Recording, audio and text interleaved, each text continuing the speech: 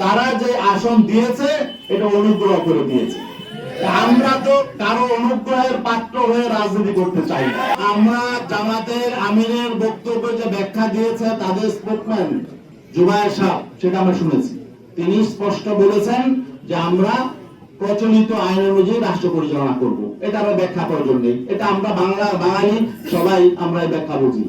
আসন এখানে কম বেশি হতেই পারে, তবে এখানে আমাদের আত্মসম্মান বোধে লেগেছে, এটাও একটু বলা প্রয়োজন। আসন সমঝোতায় সর্বপ্রথম আলোচনা শুরু হয়েছে 2 আমিরের, ডিসেম্বরের 9 তারিখ আমিরে জামাত এবং আমাদের ইসলাম আন্দোলনের আমির পীর সাহেব চৌমাই দুইজন একান্তে বসেছিলেন। যেহেতু আপনি প্রশ্নটা করেছেন, এটা আসলে আমি দিকে যেতে চাই নাই। প্রথম দিনই তিনি ইনসাল্ট করেছেন। আপনারা জানেন বিভিন্ন জরিপ প্রকাশ হয়। 9 ডিসেম্বর যেদিন তারা দুইজন বসেছিলেন, সেদিন প্রথম আলোতে একটা জরিপ প্রকাশ হয়েছিল। সেই জরিপ আপনারা দেখেছেন। সেই জরিপে প্রকাশ হয়েছিল যে বিএনপি কে চায় 65% মানুষ, জামাতে ইসলামকে চায় 25% মানুষ, আর সেখানে ইসলামী আন্দোলনেরও ছিল একটা, সেটা হলো 0.1% মানুষ।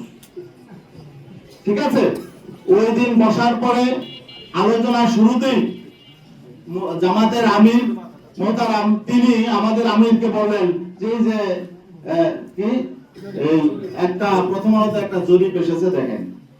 তাহলে এটার অর্থ কি?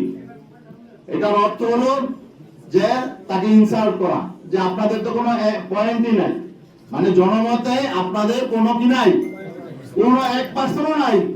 0.1 মানে 1%-এর শতভাগের 1 ভাগ।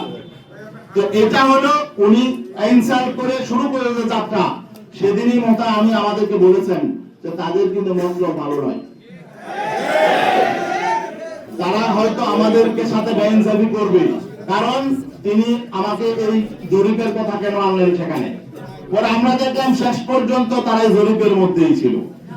এবং সর্বশেষ মিটিং যখন আমার সঙ্গে হয় ডক্টর আব্দুল্লাহ মোহাম্মদ তাহের সাহেব, তিনিও বললেন যে আপনাদের তো অনেক আসন দেওয়া হয়ে গেছে, জরিপে তো আপনাদের এত নাই। তখন তিনি আমার দেশের একটা জরিপের কথা সেদিন আনলেন।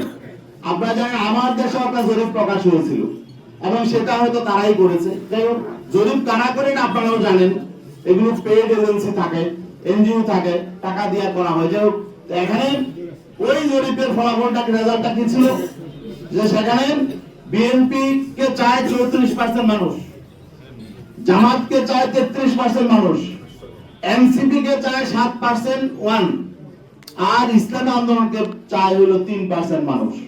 আচ্ছা বলেন দেখি, জামাতকে যদি 33% মানুষ চায়, এনসিপি কে যদি 7% মানুষ চায়, তো 40% হয়ে যায়।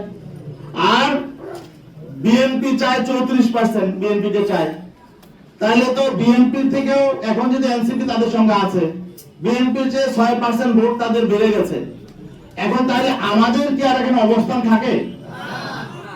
এখন তখন যখন তারা বলে জরিপে তো তা আসলে আপনাদের তেমন অবস্থান নেই, এখন তাহলে বোঝা গেল যে তারা যে আসন দিয়েছে এটা অনুগ্রহ করে দিয়েছে। আমরা তো কারো অনুগ্রহের পাত্র হয়ে রাজনীতি করতে চাই না।